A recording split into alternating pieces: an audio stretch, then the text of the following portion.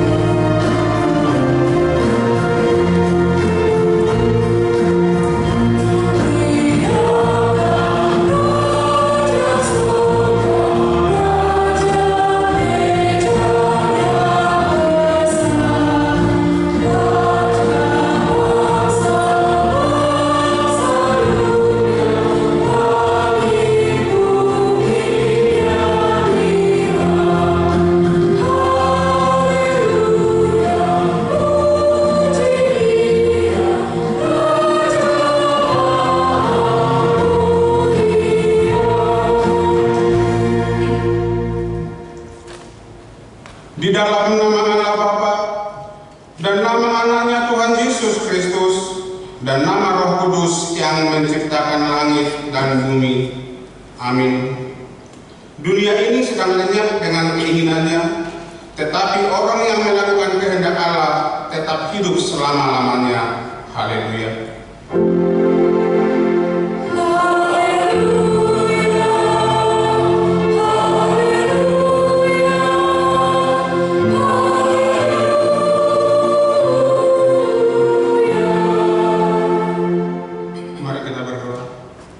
Tuhan Allah Bapa kami telah berhimpun di tempat ini pada hari yang Engkau kuduskan ini. Bukalah telinga dan hati kami, supaya kami dengan sukacita mendengarkan firman-Mu yang kudus, dan agar kami memelihara dan menghayati dalam hati kami, serta penuh pengharapan berdoa kepadamu. Ajarlah kami menghitung hari-hari kami sedemikian, hingga kami beroleh hati yang bijaksana.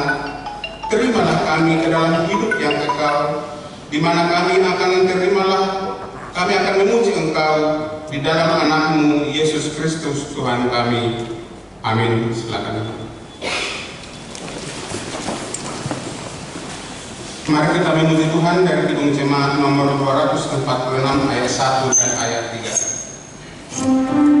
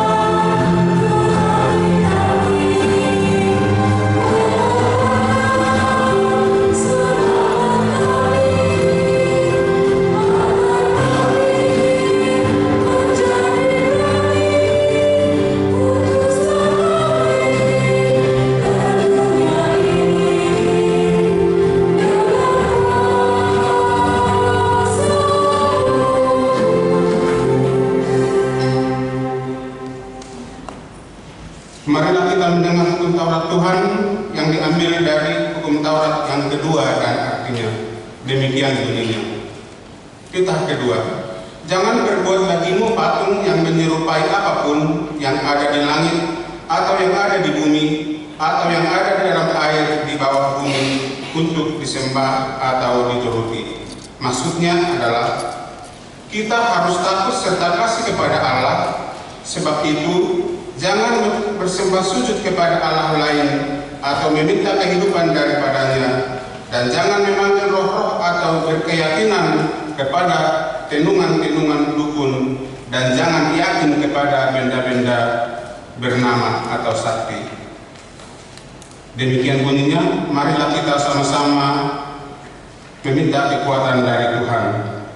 Ya Tuhan Allah, kuatkanlah kami untuk melakukan yang sesuai dengan hukum-Mu. Amin. Mari kita mendengarkan pujian dari Kor Remaja.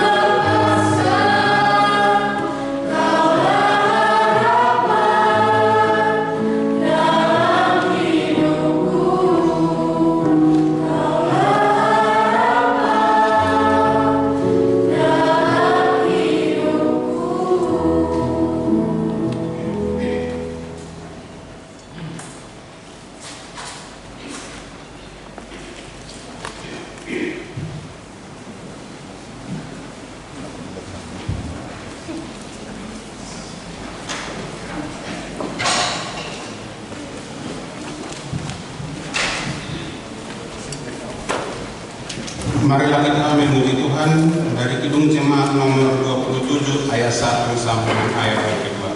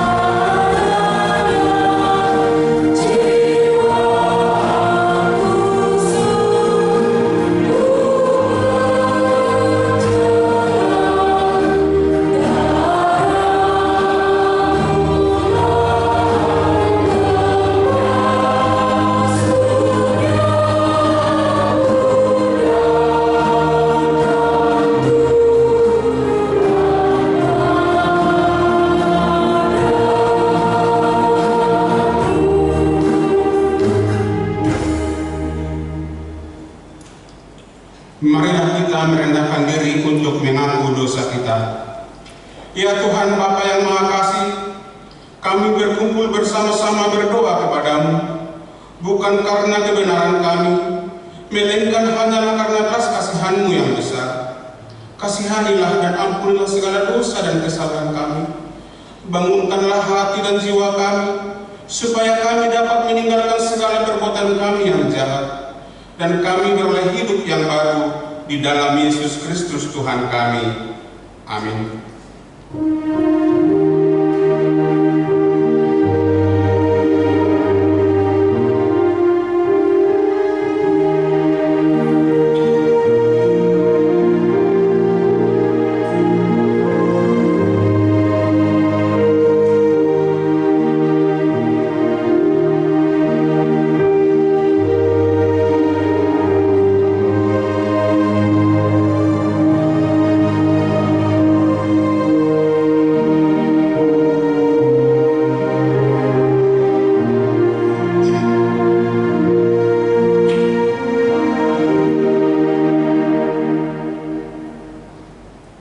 Marilah kita mendengar janji Allah tentang pengampunan dosa kita.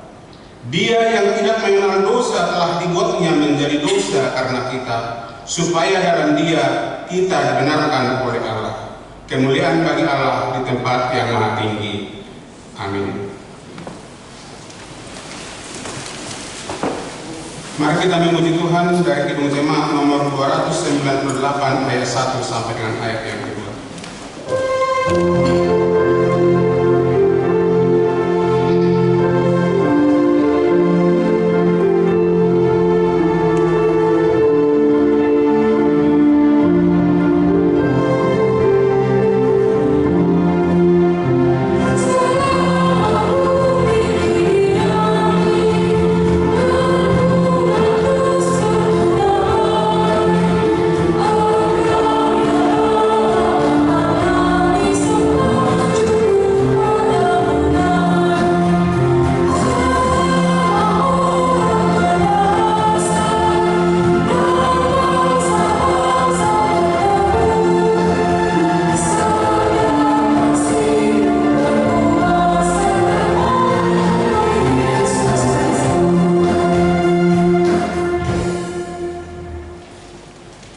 Marilah kita mendengar firman Tuhan yang ditetapkan untuk hari Minggu ini, yang diambil dari Mazmur 139 ayat 1 sampai dengan 6, dilanjut dengan 13 sampai dengan 18. Kita baca secara responsorial.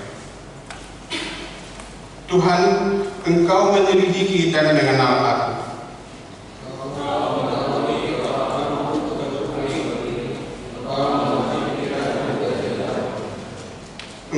memeriksa aku, kalau aku berjalan dan berbaring, segala jalanku kau maklumi.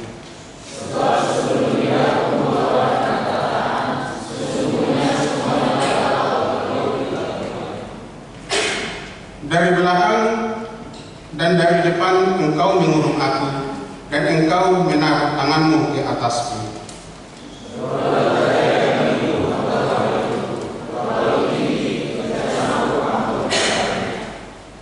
Sebab engkaulah yang membentuk buah pinggangku, menenun aku dalam kandungan ibuku.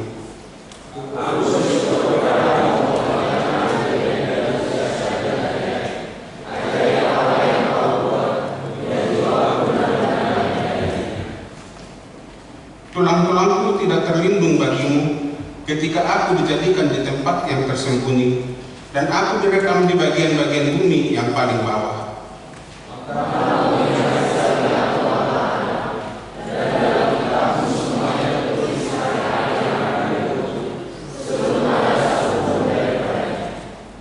Dan bagiku, betapa sulitnya pikiranmu ya Allah, betapa besar jumlahmu.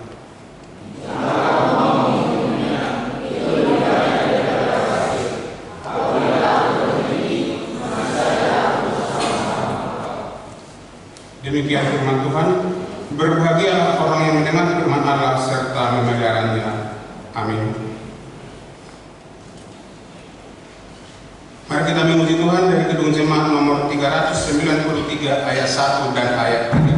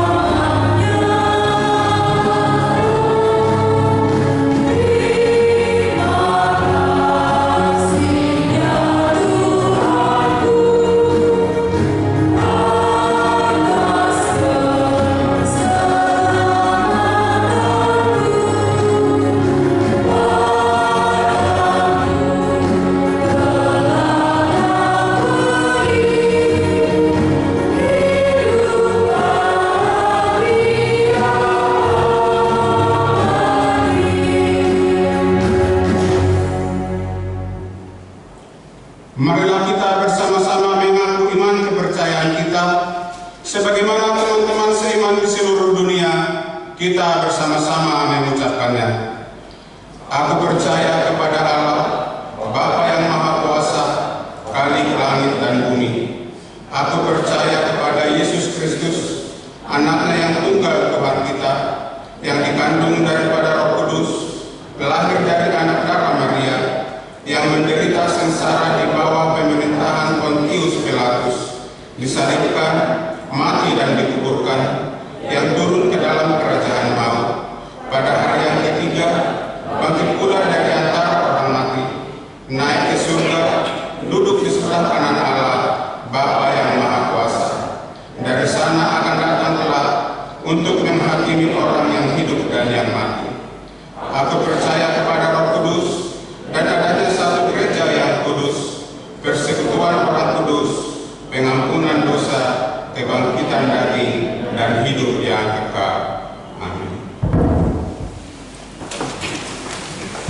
Kita mendengarkan fakta jemaat.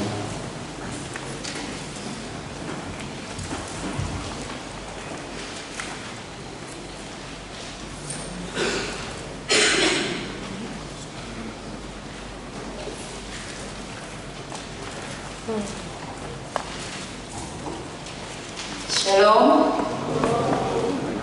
Warta bagi kita dalam minggu ini, Minggu 2 Juni 2024 sebagai berikut.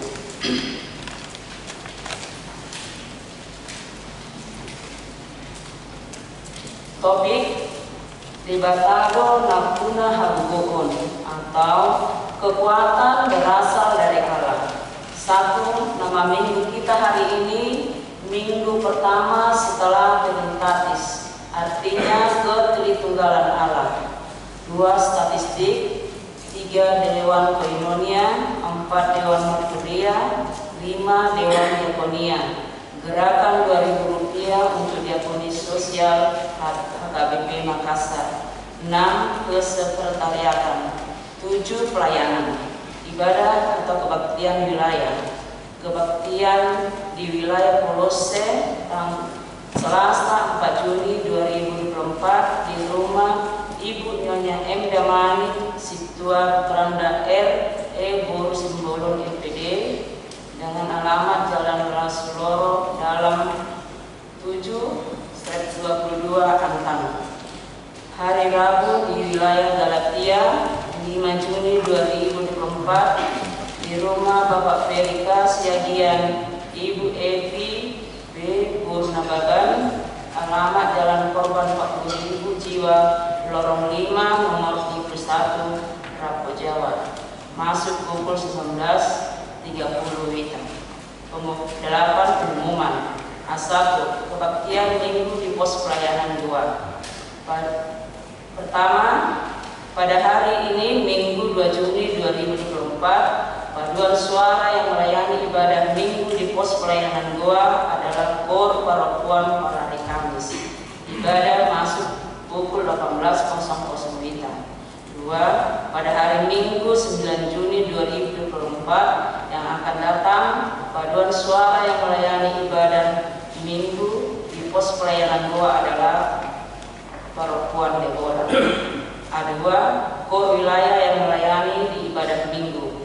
Pada hari Minggu 9 Juni 2024 yang akan datang, KOR wilayah yang mengisi paduan suara di Gereja Bahasa Batak adalah KOR wilayah Filipi. A3, pembinaan guru sekolah minggu HKBP Makassar melalui Zoom meeting. Sesuai dengan program HKBP Distrik 17 Indonesia bagian Timur, di tahun Okumene Inklusif tahun 2024 akan dilaksanakan pembinaan guru-guru sekolah minggu yang akan dilaksanakan secara online atau via Zoom meeting pada hari tanggal Sabtu 8 Juni 2024 waktu pukul 14.00 sampai dengan 16.30 WITA. Tempat konsistori. Materi motivasi menjadi guru sekolah minggu dan lain-lain. Dihimbau kepada semua guru sekolah minggu untuk mengikutinya. Tuhan Yesus memberkati. Daftar jemaat yang sakit, mohon dukungan doa bagi warga jemaat HKBP Makassar yang sedang menderita sakit. 1. Nyonya Insinyur B. Simatupang KR Boru Simanjuntak. 2. Ibu Nyonya Situa B. Banjarnahor JG Boru Manulang. 3. Nona Parulian Boru Pasaribu. 4. Amak Aha Manurung. 5. Ibu Nyonya W. Nebaho KR Boru Pasaribu. 6. Nyonya Situa K. Gultom CH Boru Pardede. 7. Nyonya EJ Sitorus C. Boru Panjaitan. 8. Nyonya MP Silitonga F. Boru Samosir. 9. Nyonya Situa AT Simanjuntak SLN Boru Siahaan. 10. Nyonya V. Silaban R. Boru Papahan. 11. Nyonya Situa JP Pasaribu R. Boru Marpau. 12. Nyonya S. Yanipa SP Boru Pasaribu. Bagi jemaat yang keluarganya sakit akan memberitahukan kepada sekretaris gereja. Tuhan Yesus memberikan kesembuhan kepada jemaatnya. Jemaat yang berulang tahun kelahiran dari tanggal 3 sampai dengan tanggal 9 Juni 2024, ulang tahun kelahiran remaja sampai dewasa ada 16 orang, ulang tahun kelahiran anak sekolah minggu ada 3 orang, ulang tahun pernikahan ada 2 keluarga. Seluruh jemaat dan seluruh majelis dan jemaat HKBP Makassar mengucapkan selamat ulang tahun kelahiran dan ulang tahun pernikahan. Tuhan Yesus memberkati seluruh jemaatnya.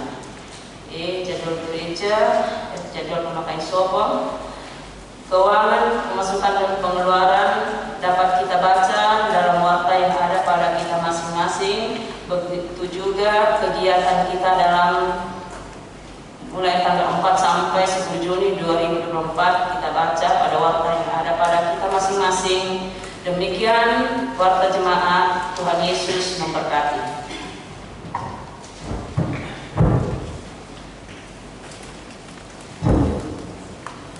Mari kita memuji Tuhan dari gedung jemaat nomor 384 ayat 1 dan seterusnya, sekaligus mengumpulkan persembahan.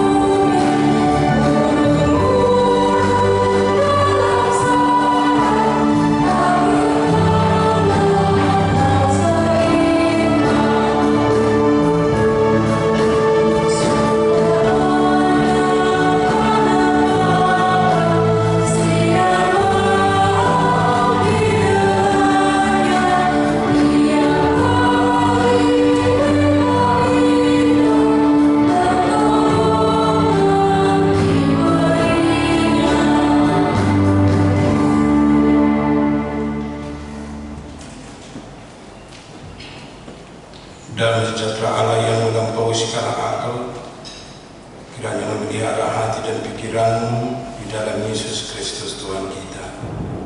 Amin. Shalom saudara-saudara yang dikasihi Kristus. Firman Tuhan yang akan sampai untuk kita di dalam ibadah kita pada hari ini, yaitu minggu pertama setelah Trinitatis, diangkat dari 2 Korintus 4 ayat 5 sampai 12. 2 Korintus 4 ayat 5 sampai ayat 12. Demikian firman Tuhan. Sebab bukan diri kami yang kami beritakan, tetapi Yesus Kristus sebagai Tuhan, dan diri kami sebagai hamba-Mu karena kehendak Yesus. Sebab Allah yang telah berfirman, dari dalam gelap akan terbit terang. Ia juga yang membuat terangnya bercahaya di dalam hati kita, supaya kita beroleh terang dari pengetahuan tentang kemuliaan Allah yang nampak pada wajah Kristus. Tetapi harta ini kami punyai dalam bejana tanah liat, supaya nyata bahwa kekuatan yang melimpah-limpah itu berasal dari Allah, bukan dari diri kami. Dalam segala hal kami ditindas, namun tidak terjepit. Kami habis akal, namun tidak putus asa. Kami dianiaya, namun tidak ditinggalkan sendirian. Kami dihempaskan, namun tidak binasa. Kami senantiasa membawa kematian Yesus di dalam tubuh kami, supaya kehidupan Yesus juga menjadi nyata di dalam tubuh kami. Sebab kami yang masih hidup ini terus-menerus diserahkan kepada maut karena Yesus, supaya juga hidup Yesus menjadi nyata di dalam tubuh kami yang fana ini. Maka demikianlah maut giat di dalam diri kami, dan hidup giat di dalam kamu. Demikian firman Tuhan. Bapak, Ibu, dan saudara-saudara yang dikasihi Kristus, hari ini kita memasuki minggu pertama setelah Trinitatis. Kemarin kita merayakan atau ibadah kita Minggu Trinitatis atau Ketritunggalan Allah, mau menunjukkan kuasa Allah dan kekuatan Allah, Allah Bapa, Allah Anak, dan Roh Kudus di tengah-tengah kehidupan dunia, termasuk di tengah-tengah kehidupan kita. Karena ini perlu dalam hidup kita kesadaran bahwa Allah Bapa yang telah menciptakan dan memelihara kita, dan Allah Anak yang telah menebus dan melepaskan kita dari dosa dan kematian, dan dengan Roh Kudus yang selalu membimbing dan bersama dengan kita di dalam kehidupan kita di dunia ini. Tentu dalam minggu pertama setelah Minggu Trinitatis mau dipertegas siapa itu Allah yang kita kenal, siapa itu Allah yang memberi kekuatan kepada kita, siapa itu Allah yang telah melepaskan kita dari dosa dan maut. Itu yang bisa dan itu yang mau kita lihat dari nats yang kita baca pada hari ini dari 2 Korintus 4 ayat 5 sampai 12.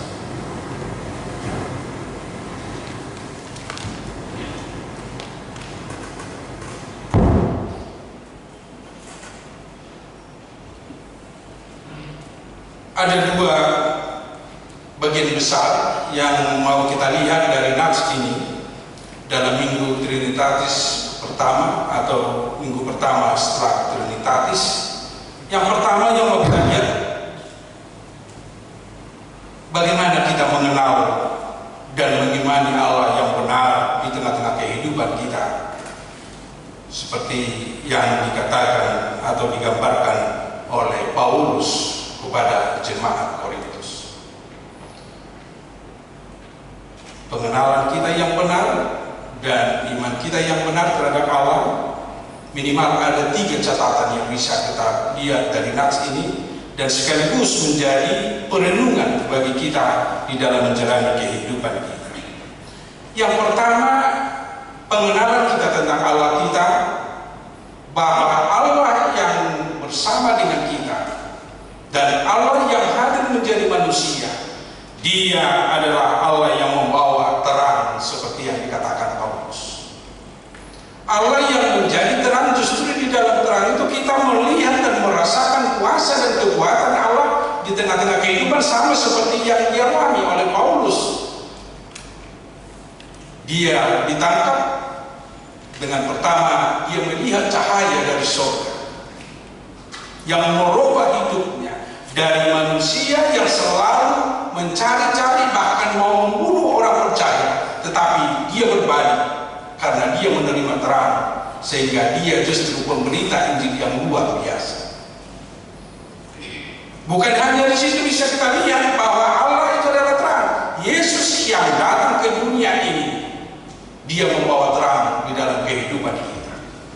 Demikian juga dalam teologi penciptaan. Sebelum Allah menciptakan langit dan bumi, dia pertama menciptakan terang. Karena di dalam terang itu kita akan melihat dan kita akan merasakan, bahkan kita bisa mengetahui lebih banyak tentang kehidupan ini dan bisa menguatkan kita di dalam segala perjalanan kita di tengah-tengah kehidupan kita. Karena dengan kekuatan terang, termasuk juga dikatakan dalam nats ini, di sana kita akan lebih mengenal pengetahuan tentang kemuliaan Allah. Dengan terang kita mengenal kemuliaan Allah di tengah-tengah dunia ini dan di tengah-tengah kehidupan kita. Kalau kita tidak menerima terang, kalau Allah tidak memberikan terang di dalam kehidupan kita, tentu kita tidak akan mengenal siapa itu Allah. Kita tidak akan mengenal kemuliaan Allah. Kita tidak akan mengetahui kemuliaan Allah di tengah-tengah kehidupan kita, di tengah-tengah dunia ini. Terang itu datang di dalam Allah atau di dalam Kristus yang menjadi manusia, supaya kita dipindahkan dari kegelapan ke kehidupan yang terang. Itu yang pertama untuk pengenalan Allah di dalam kehidupan kita. Mengenal Allah itu yang membawa terang, dan terang di tengah-tengah kehidupan kita membawa hidup yang baru, sama seperti Paulus. Dan yang kedua yang mau kita lihat, atau pengenalan kita yang benar akan Allah untuk menguatkan iman kita di tengah-tengah kehidupan kita, kita harus mengetahui bahwa Yesus yang datang ke dunia ini, dia di dalam kasih rela mati demi tebusan umat manusia. Dia rela mati untuk menunjukkan kasihnya di tengah-tengah kehidupan dunia, di tengah-tengah kehidupan kita. Di sana inti dari keimanan kita atau kepercayaan kita kepada Yesus Kristus. Dengan kematian Yesus Kristus, dengan penderitaan Yesus Kristus, di sana kita dibawa ke kehidupan yang baru. Karena dia menanggung penderitaan, dia menanggung kematian yang sebenarnya itu adalah penderitaan kita, penderitaan manusia, yang sebenarnya itu adalah kematian manusia karena dosa dan pelanggaran manusia, karena dosa warisan yang selalu diwarisi manusia di tengah-tengah kehidupannya. Tetapi dengan kedatangan Yesus, tetapi dengan karya Yesus, dengan kasih Yesus, dia rela menderita demi kita, dia rela mati demi kehidupan kita. Pengenalan ini harus selalu kita renungkan di dalam kehidupan kita. Yang sebenarnya kita sudah mati di hadapan Allah, yang sebenarnya kita akan mengalami penderitaan yang pahit seperti penderitaan yang dialami Yesus, tetapi itu diangkat dari hidup kita dan itu dipikul Yesus, sehingga kita bisa merasakan hidup yang bebas, yang merdeka, bahkan kita bisa berpengharapan dalam kehidupan kita. Dan yang ketiga, untuk mempertegas pengenalan kita pada Allah yang benar dan mempertegas untuk menguatkan iman kita di dalam kehidupan kita, kita harus tahu bahwa Yesus selalu bersedia menolong dan selalu bersedia bersama dengan kita dalam setiap pergumulan, dalam setiap tantangan, dalam setiap proses kehidupan yang kita jalani di tengah-tengah dunia. Yesus selalu siap sedia bersama dengan kita dan menolong kita, mengangkat kita dan menebus kita, dan juga mengangkat kita dari setiap tantangan dan pergumulan yang kita hadapi di dunia. Karena kehidupan manusia, karena kehidupan orang yang ada di dunia ini, pasti selalu ada pergumulan dan tantangan dalam hidupnya. Di sana Allah berkarya dan kekuatan Allah ada di dalam karyanya untuk menolong kita dalam setiap pergumulan kita. Itu yang kita lihat dari karya Allah di dalam kehidupan manusia, terkhusus manusia. Mulai dari penciptaan dalam perjanjian lama, Allah selalu hadir bersama umatnya, umat Israel. Kapan umat Israel menghadapi tantangan dan pergumulan, di sana Allah hadir melalui para hambanya, para nabinya, melalui utusannya untuk menolong mereka, untuk memberi solusi kepada mereka, untuk memberi jalan keluar kepada mereka. Bahkan Allah ikut berperang bersama dengan mereka untuk menaklukkan bangsa-bangsa yang menentang bangsa Israel. Setelah di perjanjian baru, kita juga melihat, merasakan bagaimana Allah berkarya, yang melihat manusia sudah jatuh ke dalam dosa, sudah jatuh ke dalam kematian, yang tidak ada lagi hubungan sebenarnya dengan Allah. Dia sendiri datang untuk mengambil segala pergumulan dan tantangan, bahkan kematian kita diangkat Allah melalui Yesus Kristus. Kita lihat juga karya Roh Kudus yang diutus, yang datang di dalam Roh Kudus yang menjadi bersama dengan kita. Dia yang berkarya untuk menolong kita, memahami kehidupan kita, untuk menolong kita, untuk menguatkan iman kita, mengenal siapa itu Allah Bapa, siapa itu Yesus Kristus, siapa itu Roh Kudus yang bekerja dan berkarya di dalam kehidupan kita. Dalam sejarah dunia, dalam sejarah perjalanan manusia, Allah selalu hadir dan bersama dengan kita di dalam pergumulan dan di dalam tantangan yang kita hadapi di dunia. Dan masih banyak sebenarnya topik-topik yang bisa kita lihat bagaimana Allah berkarya dalam kehidupan kita, yang mengajak kita untuk lebih dalam mengenal siapa itu Allah kita, Allah yang hidup, Allah yang bekerja di tengah-tengah kehidupan manusia. Tetapi di dalam minggu ini bukan hanya mengenal Allah kita diajak, kita mengenal Allah, tetapi juga kita sekaligus diingatkan untuk mengenal diri kita, siapa diri kita di hadapan Allah, siapa diri kita di hadapan Allah yang berkarya itu, yang memiliki kekuatan di tengah-tengah kehidupan manusia.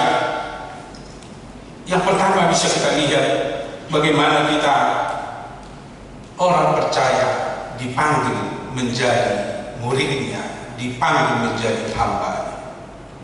Setiap orang Kristen, setiap orang yang telah dibaptis di dalam nama Allah Bapa, Anak dan Roh Kudus, mereka atau dia sudah menjadi hamba, sudah menjadi pengikut Kristus. Itu harus ada catatan bagi kita. Nggak ada lagi alasan bagi kita yang mengatakan kalau saya tidak hamba Kristus, saya tidak murid Yesus. Kalau dia sudah dibaptis, pasti harus kita katakan bahwa dia adalah hamba, dia adalah murid Yesus.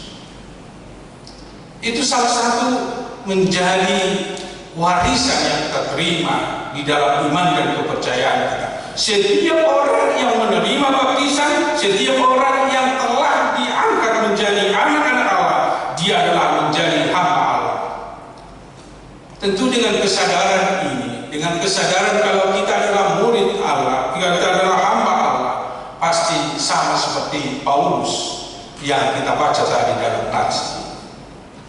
Dengan kesadaran Paulus bahwa dia adalah hamba Allah, dia menyadari kalau dia bertugas dan bertanggung jawab untuk memberitakan Injil ke seluruh dunia ini. Dia akan memberitakan Injil kepada orang-orang di sekitarnya dengan tujuan menjadi kemuliaan bagi Allah. Semua tugas dan tanggung jawab yang dia lakukan menjadi kemuliaan bagi Allah, karena dia adalah hamba Allah, bukan kemuliaan baginya, bukan menjadi kemuliaan bagi dirinya. Yang berarti segala sesuatu yang dia kerjakan, segala sesuatu yang dia lakukan, itu akan menjadi kemuliaan Allah, bukan untuk kemuliaan dirinya. Dan itu menjadi tanggung jawab kita di dalam kehidupan kita sebagai anak-anak Allah, sebagai orang yang termasuk menjadi golongan hamba-hamba Allah harus bertanggung jawab untuk memberitakan, untuk melakukan tugas dan tanggung jawab kita untuk menjadi kemuliaan Allah, bukan untuk diri kita. Memang ini sulit dalam kehidupan kita, karena kita selalu punya kebutuhan di dalam kehidupan kita. Karena kebiasaan untuk mencukupi kebutuhan kita, kita tergerak untuk melihat apa kepentingan diri kita. Kita lupa dengan kepentingan yang lain di luar dari kita. Kesadaran inilah yang mau diingatkan oleh Paulus. Kita bisa membutuhi diri kita, kita bisa mementingkan diri kita, tetapi harus lebih penting, harus lebih tinggi untuk kemuliaan Allah. Berarti di mana kita, posisi kita, pekerjaan kita, tinggal kita harus selalu mengutamakan kemuliaan Allah. Berarti dalam setiap perjalanan hidup kita harus kita gunakan menjadi kemuliaan Allah. Karena kita adalah anak-anak Allah, hamba Allah, untuk melaksanakan, untuk melakukan apa yang Tuhan perintahkan di dalam kehidupan kita. Itu yang pertama yang harus kita kenal status kita di hadapan Allah, atau status kita di dalam kehidupan kita sebagai orang Kristen. Yang kedua yang harus kita kenal dalam diri kita, bahwa kita memiliki banyak kelemahan. Di dalam dunia ini pasti selalu kita katakan ada yang lebih tinggi dari yang tinggi. Sampai dimanapun tingginya kita, pasti ada yang lebih tinggi lagi. Itu menunjukkan bahwa setiap manusia punya kelemahan. Bisa kita lihat secara khusus dalam diri kita. Biarpun kita dikatakan orang yang sempurna atau mungkin orang yang sehat, pasti ada kelemahan di dalam kehidupan kita. Karena kita punya keterbatasan, atau hidup manusia terbatas di tengah-tengah kehidupannya. Justru keterbatasan itulah menjadi kelemahan kita. Justru karena keterbatasan itu tidak bisa kita lihat dan kita rasakan bahwa kita punya kelemahan dalam kehidupan kita. Kalau kita lihat dari sisi kehidupan manusia secara totalitas, biarpun dalam tubuh kita pasti ada kelemahan. Sesehat apapun orang, pasti ada kelemahan tubuh. Demikian juga jiwa kita. Pengetahuan kita, setinggi apapun pengetahuan manusia, pasti ada keterbatasannya, pasti ada kelemahan. Demikian juga kalau kita katakan tinggi spiritualitas kita atau tinggi iman kita, pasti ada kelemahannya, karena kita manusia lemah. Yang gampang pecah seperti yang digambarkan Paulus dalam nats ini, seperti bejana di tanah liat, yang gampang rapuh, yang gampang pecah. Seperti itulah tubuh manusia, seperti itulah kita yang ditempatkan di dunia ini, karena kita memiliki tubuh yang fana, yang gampang pecah. Justru disitulah kelemahan manusia. Tetapi di dalam kelemahan kita atau di dalam keterbatasan kita, di sana peran Allah, di sana peran Roh Kudus menguatkan kita. Itu yang dialami para murid Yesus, atau itu yang dialami para murid sebelum turun Roh Kudus, atau sebelum mereka menerima Roh Kudus.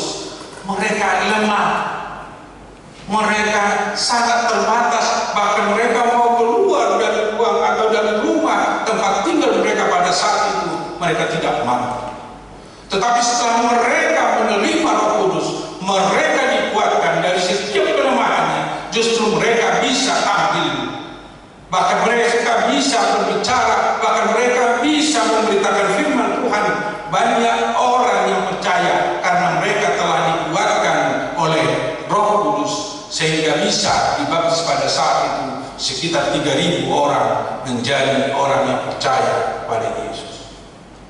Itu salah satu bukti yang kita lihat bagaimana Allah menguatkan orang lemah, bagaimana Allah menguatkan orang yang terbatas, karena Roh Kudus akan menolong dan menguatkan kita di dalam kehidupan kita, bahkan di dalam pekerjaan kita. Ini jaminan bagi kita, tetapi kita harus mengenal diri kita. Karena orang yang tidak mengenal kelemahannya atau orang yang tidak mengenal kekurangannya, dia tidak mungkin untuk merendahkan hatinya di hadapan Tuhan. Orang yang tidak mampu dan tidak mau merendahkan diri di hadapan Tuhan, dia tidak mungkin menerima atau memohon kekuatan kepada Tuhan. Justru dia akan selalu mengandalkan, justru dia selalu membanggakan kekuatannya sendiri.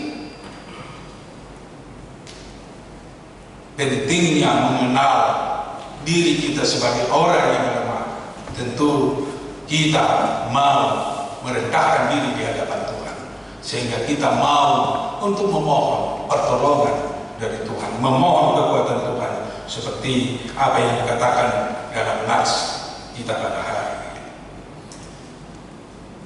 Yang ketiga yang mau kita lihat dalam diri kita melalui khotbah pada hari ini, kita harus sadar bahwa kita perlu ditopang oleh Tuhan di dalam segala apa yang kita hadapi, apa tantangan yang kita jalani di tengah-tengah kehidupan kita.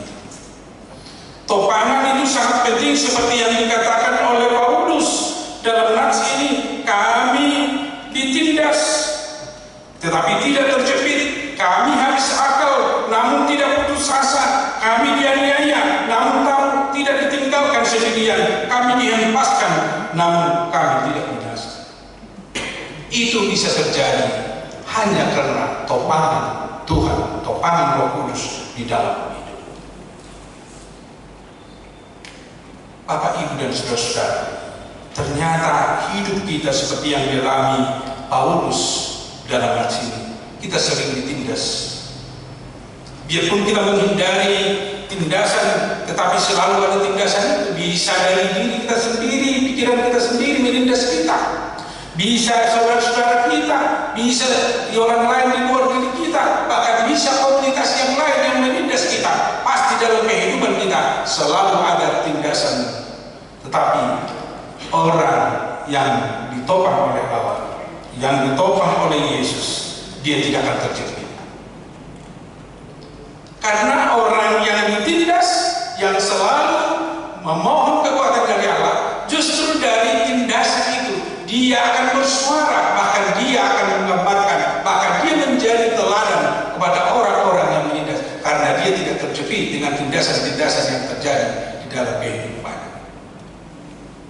Dan kita selalu akan terjepit dalam kehidupan kita. Ada masanya kita selalu terjepit di dalam kehidupan kita, bahkan di dalam perjalanan kita di dunia ini, seperti pengalaman Paulus bersama saudara-saudara,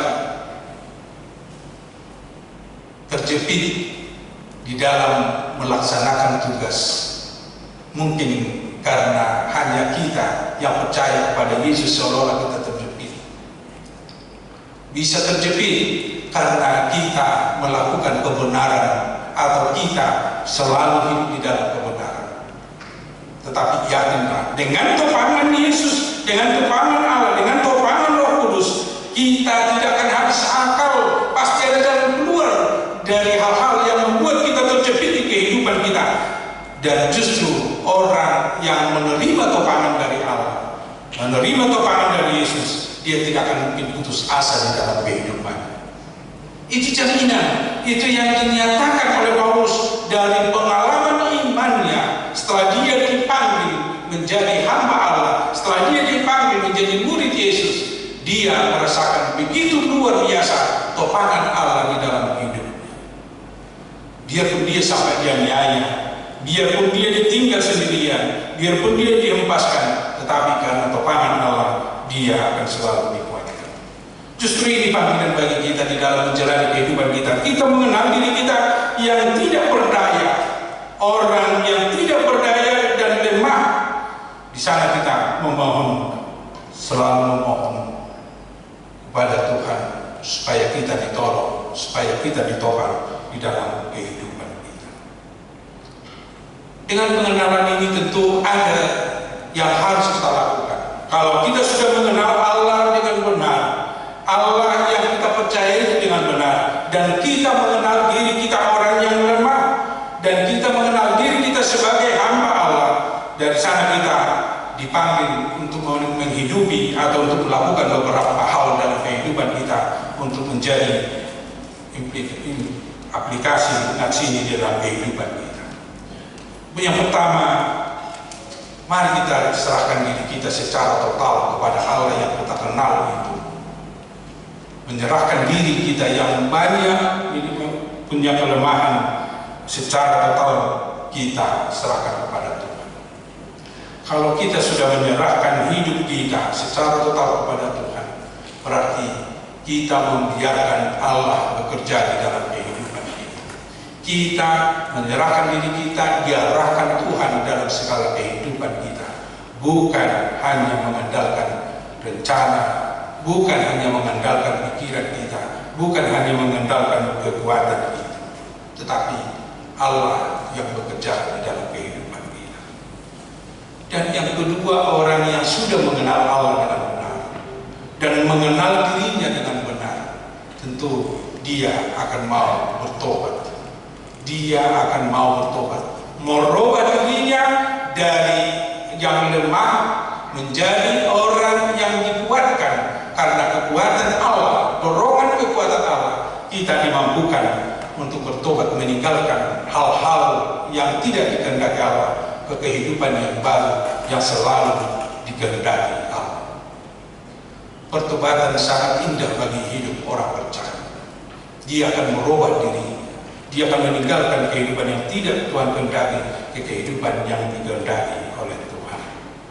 Dan yang ketiga yang harus kita lakukan dalam kehidupan kita, kalau kita sudah benar mengenal kekuatan Allah, mengenal Allah, dan juga mengenal diri kita yang memiliki banyak kelemahan, dia akan selalu bersyukur karena dia selalu ditopang, karena dia selalu diberi kekuatan oleh Tuhan di dalam kehidupan kita.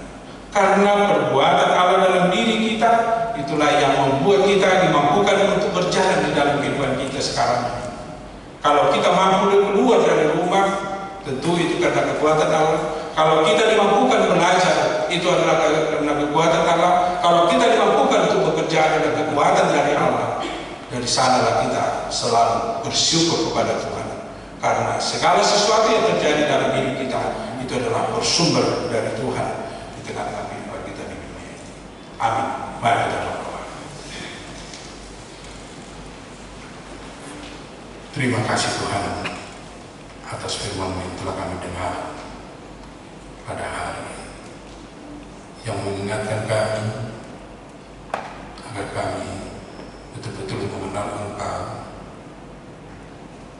yang menolong kami, mengenal kekuatan yang telah Kau tunjukkan di tengah-tengah kehidupan dunia ini dan kehidupan kami. Karena Engkau yang berkarya menciptakan kami, karena Engkau yang berkarya untuk menebus kami dari dosa dan kematian, dan Engkau yang selalu bersama dengan kami melalui Roh-Mu yang kudus. Dan ajak juga kami untuk lebih dalam lagi mengenal diri kami, bahwa kami adalah murid-murid, bahwa kami adalah hamba kami, bahwa kami adalah anak-anak-Mu yang telah Kau panggil menjadi orang yang percaya kepada Engkau. Tetapi juga kami memiliki kehidupan yang terbatas. Kami orang lemah, kami orang-orang yang butuh pertolongan di tengah-tengah kehidupan kami. Tersana kami datang di dalam kerendahan hati kami untuk memohon pertolongan Tuhan dalam setiap kehidupan kami, agar Tuhan yang berkarya, yang bekerja dan yang mengarahkan hidup kami, agar kami bisa selalu hidup sesuai dengan kehendak-Mu. Biarlah kami selalu menyerahkan diri kami hanya kepada Tuhan dan mau bertobat, meninggalkan segala sesuatu yang tidak berkenan di hadapan Tuhan, memulai hidup baru yang sesuai dengan kehendak-Mu. Dan tolong kami untuk selalu bersyukur atas segala karunia dan berkat dan penyertaan Tuhan di dalam kehidupan kami. Bapa di surga, pada hari ini juga kami berdoa untuk semua pelayanan tengah-tengah gereja gereja. Biarlah Tuhan juga yang menolong gereja di dalam pelayanannya, sehingga itu menjadi kemuliaan bagi Tuhan saja dan menguatkan kami di dalam mengikut Engkau di tengah-tengah kehidupan kami di dunia ini. Demikian juga kami berdoa untuk saudara-saudara kami yang pada saat ini dalam keadaan sakit, hina Nyonya Simon Tupang, Boru Simon Juntang, Nyonya Banjarmahan, Boru Manolang, Nona Parulian, Boru Basaribu, Amang Haman Urung, Nyonya Nebau, Boru Basaribu, Nyonya Butong, Boru Bardiri, Nyonya Sturus, Boru Panjaitan, Nyonya Sikitonga, Boru Samoser, Nyonya Simon Juntang, Boru Siahan, Nyonya Sindaban, Boru Papahan, Nyonya Basaribu, Boru Marpau, Nyonya Sianibar, Boru Basaribu.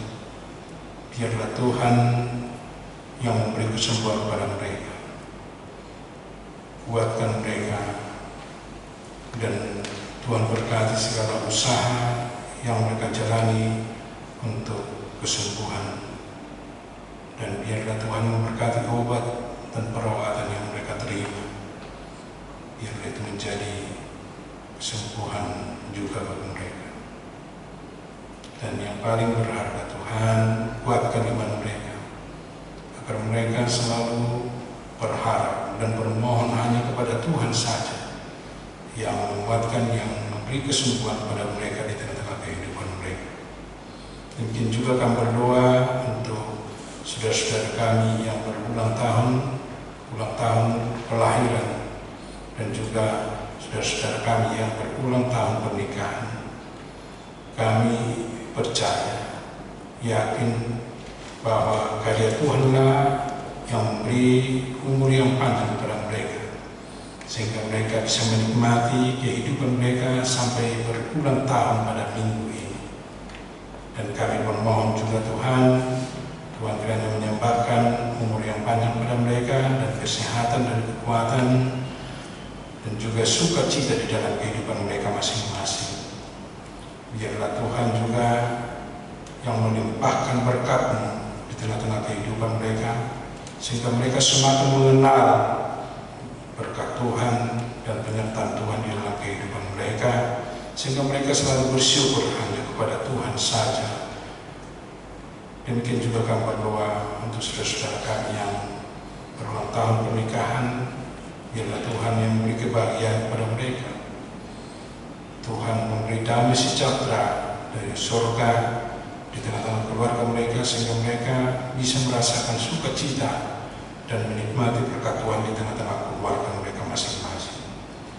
Demikian juga kami berdoa untuk saudara-saudara kami yang mempersembahkan persembahannya kepada Tuhan. Biarlah Tuhan menerima persembahan kami dan menambahkan berkat-Mu di dalam kehidupan kami, sehingga kami semakin menyata dan semakin merasakan, bahkan semakin bersyukur atas segala karunia yang Tuhan limpahkan di dalam kehidupan kami masing-masing. Berkati program dan pelayanan kami satu minggu ini, biarlah itu menjadi kekuatan dan menjadi persembahan kami yang harap kepada Tuhan saja. Terpujilah Engkau Bapa di surga, ampuni kami dari segala dosa dan kesalahan kami, agar kami layak menerima berkat-Mu. Di dalam Yesus Kristus, terimalah doa kami. Amin.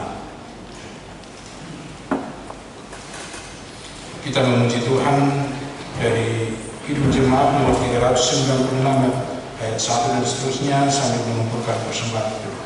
Oh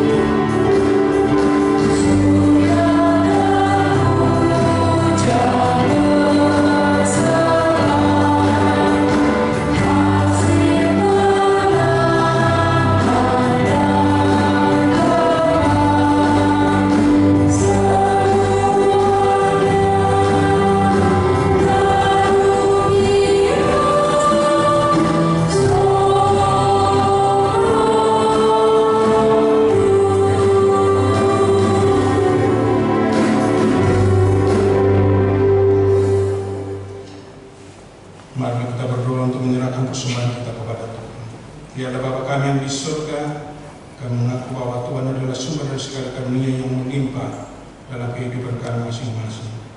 Sebagian daripada karunia itu kami serahkan kembali sebagai persembahan kepada Tuhan.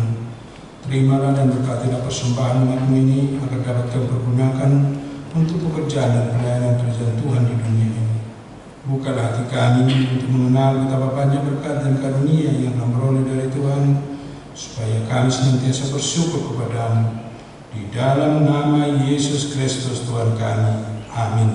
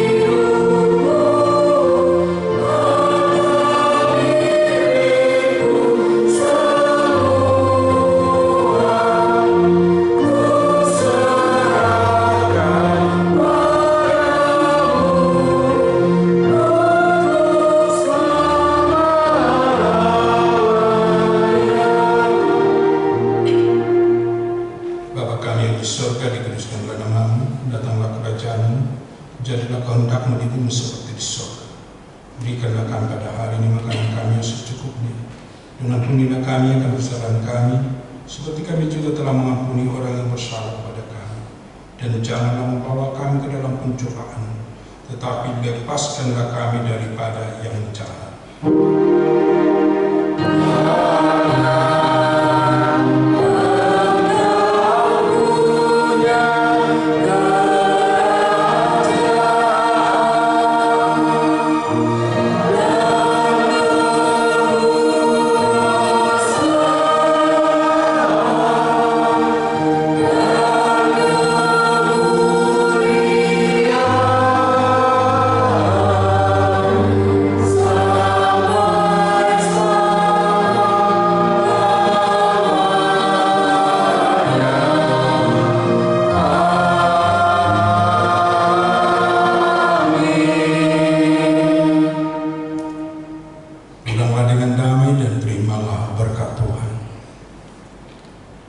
Tuhan memberkati dan melindungi engkau.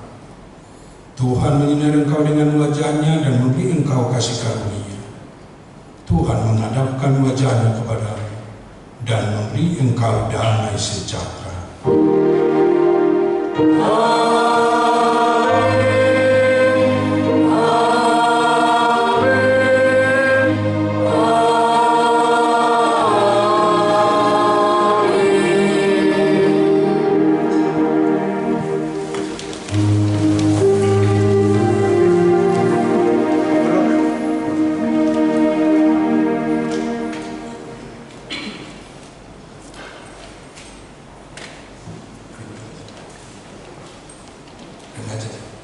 Remaja sekarang untuk nyanyi atau baru minggu?